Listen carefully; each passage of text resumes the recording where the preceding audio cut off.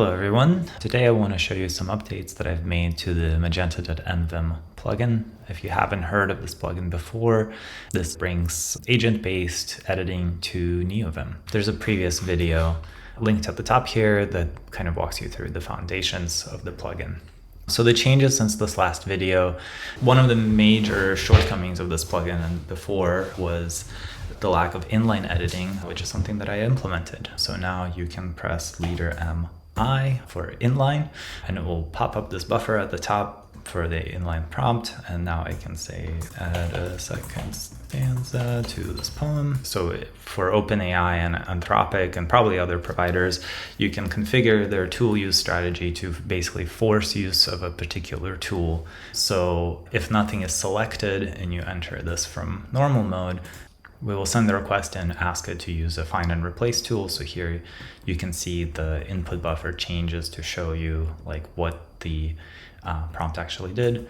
And then inline into the buffer, we add these diff-like markers showing the suggested change from the LLM and the current text. And we can also do this in visual mode. So if in visual mode I press leader MI, now that context of that selection is sent to the LLM, and then when they say, give me another version of this text, now I'm forcing a replacement tool use over just that selection. So you can see here, we're just changing the text that was selected. I'm not in love with this UI, but I think it kind of works for now. But I am open to suggestions for how to make that nicer. And like editors like Zed and others, this inline editing uses the context that you built up in the chat window. So one of the most common ways of using this is to build up some context in the main window by adding some files and then go into inline editing and actually ask the LLM to make specific changes in a particular part of the code. One of the things that I spent time working on for this update was caching and context.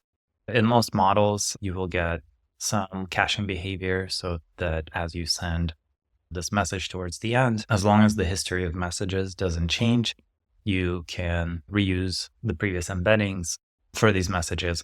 And this should work faster and be less expensive. So OpenAI does this by default.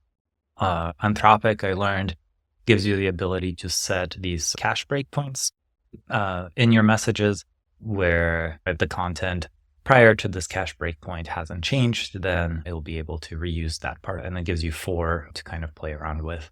The way that I implemented this was by setting them at powers of 2, as illustrated here, based on the token counts of the messages. So with the strategy, if the cache becomes invalid, somewhere over here, you should still get a pretty good chance of reusing at least half of the cache or something like that.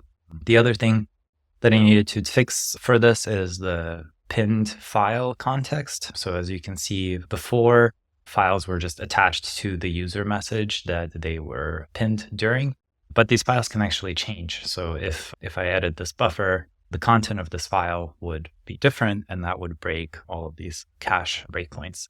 So the thing that I do now is when the file changes, I move it up to the latest user message as of the change. And so if you have some files that aren't changing very often, but other files that are getting updated more regularly, the new scheme should make pretty good use of the caching behavior. As I mentioned before, I wanted to make this as transparent as possible. And so I added these stop messages every time that the LLM hands control over back to NeoVim. And here you can see usage statistics for every turn that the LLM takes. So you can see how much cache usage you're actually getting in these cache hits and cache misses.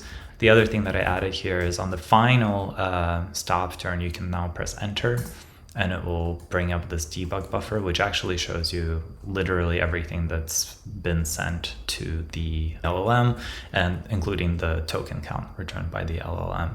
So this, I think, is helpful for debugging. If something's going wrong, you can see exactly what we are sending to the agent, which should help a lot. And probably biggest backend change is that I've ported the plugin from Bun to Node.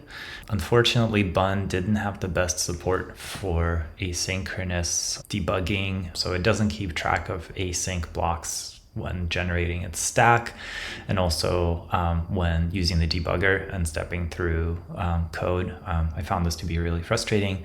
And also some folks have asked me to maybe consider porting to Node because it's just a much more commonly installed dependency. So it now works with Node 20. In order to do this, I opted for porting the bunvim library to Node, which you can find in nvim node in my GitHub.